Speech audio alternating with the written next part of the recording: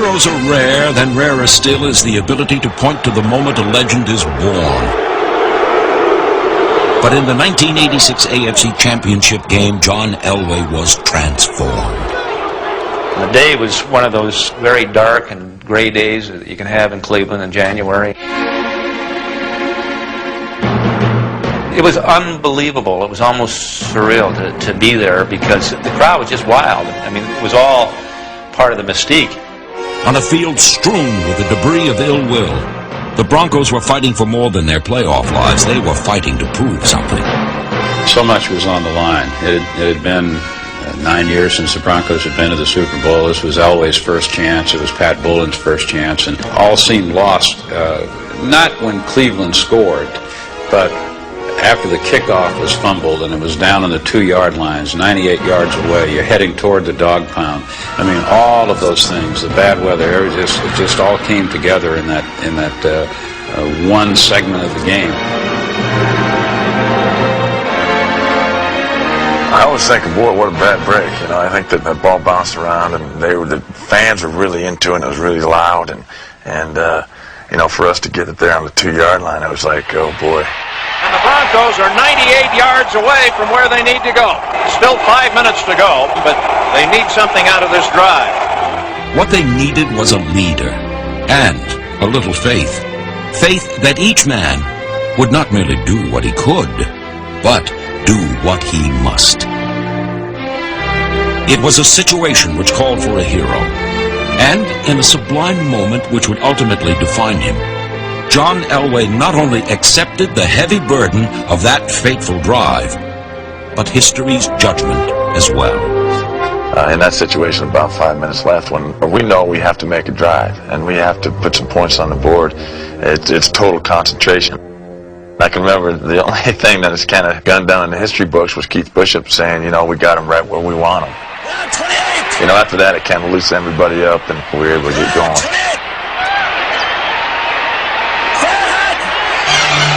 Watson right, Johnson left. Elway in the end zone and throwing it. It's complete. Winder dives out to the 7-yard line. Come on, 7, baby! All right!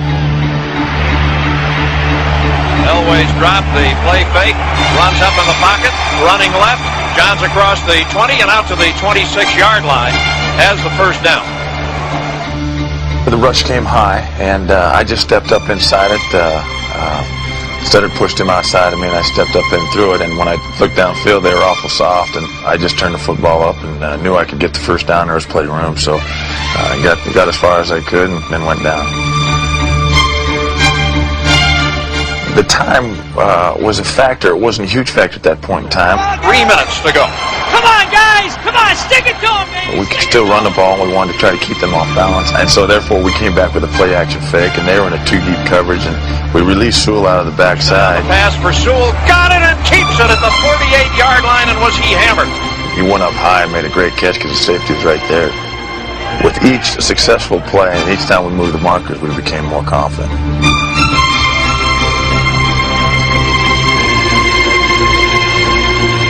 Waggle right. Elway running up in the pocket and sacked at the 48-yard line. That's it, that's and it! the Broncos may have to spend a timeout here. They will. You know, you look at those situations, and the last thing we want to do is take a sack, and they did a good job defensively. You got to give them some credit that they made the play in that situation that really made it tough on us on 3rd and 18. Time was becoming a factor now. We have one timeout left. They are at the Cleveland 48-yard line. To Elway, and Elway's pass is coming and caught. Mark Jackson, first down at the Cleveland 27-yard line.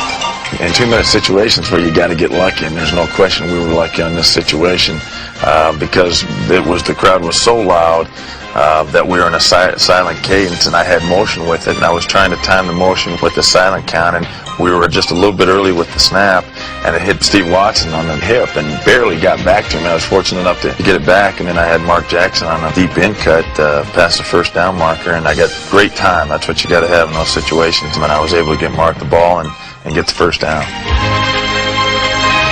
As they moved down the field, Denver suddenly took command not only of the football game but of the stadium. The closer they got, I thought the quieter the crowd got. Where it should have been getting wilder, I don't think it did. I really think that the crowd was quieted somewhat during that drive just by the fact that Denver kept moving the ball down close. Close wasn't good enough, but Elway wasn't finished. Using second and third options, the Broncos continued to play, beat the clock. And if the pressure was all but unbearable, Elway never let it show. On second and long, it was again up to Elway to find a way. Come on, Johnny! Elway's gutty scramble set up a 3rd and 1 at the 5, and a fitting climax to the greatest drive in NFL history. 42 seconds to go. Broncos at the Cleveland 5. 3rd down and a yard. The snap to Elway. The look, the throw, touchdown! A Mark Jackson 98.5-yard drive. We call it option left 62 route, but we have a guy in the flat, and we have Mark coming in on a slant route, and the corner came off Mark, and I was able to get a seam in there. It was a low heater, too, because if Mark didn't get it, nobody was going to get it. I can remember seeing Mark Jackson wide open and saying to myself, get this ball to him as fast as you can get it to him. And I don't remember throwing a ball as hard as I threw that ball.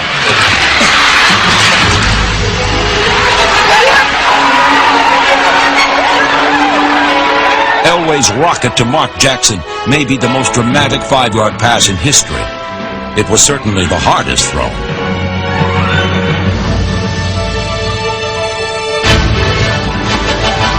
But while the hard work was done, the game wasn't won. It was tied at 20. But the momentum was Denver's. And as overtime began, there was little doubt about the outcome. We really had the momentum. We had taken the crowd out of it. They had the ball first, and the defense stops them in 3 plays. And then we come in, and we had the momentum. The crowd was real quiet, and I remember a couple guys making some great catches. Blitz and throwing it up the right side. Mobley across the 50. 3rd and 12 at the 50. Steps up in the pocket, and here comes the pressure. John's on the run. He's at the 50. Throws the ball upfield. Fingertip catch at the Cleveland 20.